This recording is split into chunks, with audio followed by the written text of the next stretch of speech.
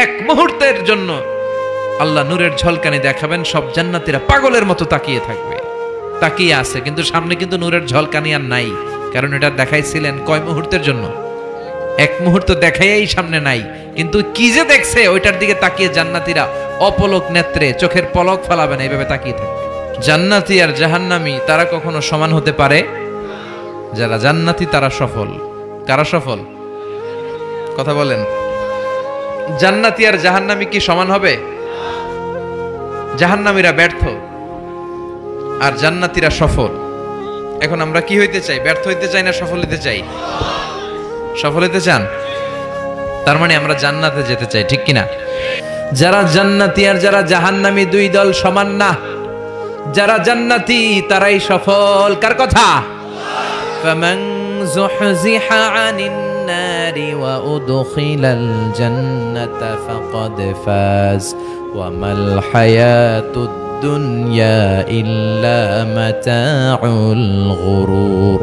আল্লাহ বললেন যারা জাহান্নাম থেকে মুক্তি পেল আর জান্নাতের সার্টিফিকেট পেল তারাই সফল। সুবহানাল্লাহ পড়েন। The people of paradise and heaven and the people of hellfire, they never be equal ever. The people of paradise gain the ultimate success in life. যারা জান্নাতি যারা জাহান্নামী তারা কখনো সমান হতে পারে না। যারা জান্নাতি তাদেরকে সফলতা দিয়েছে কে? জান্নাতীরা সফল।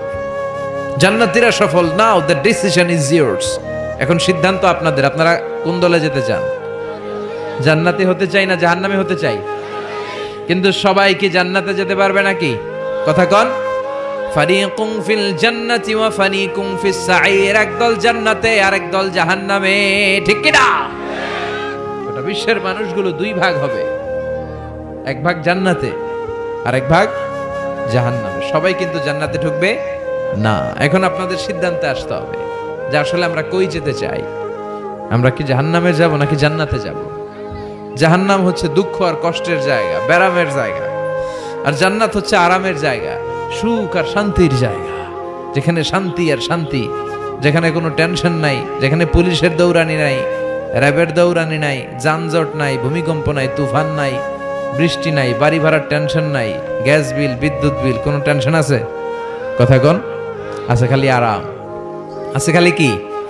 মালিক তুমি জান্নাতে, তোমার পাশে আমায় একটি ঘর বানিয়ে দিও, একটি ঘর বানিয়ে দিও সে বিভীষিকাময় মহাদিনে, তোমার প্রতিবেশী করে নিও।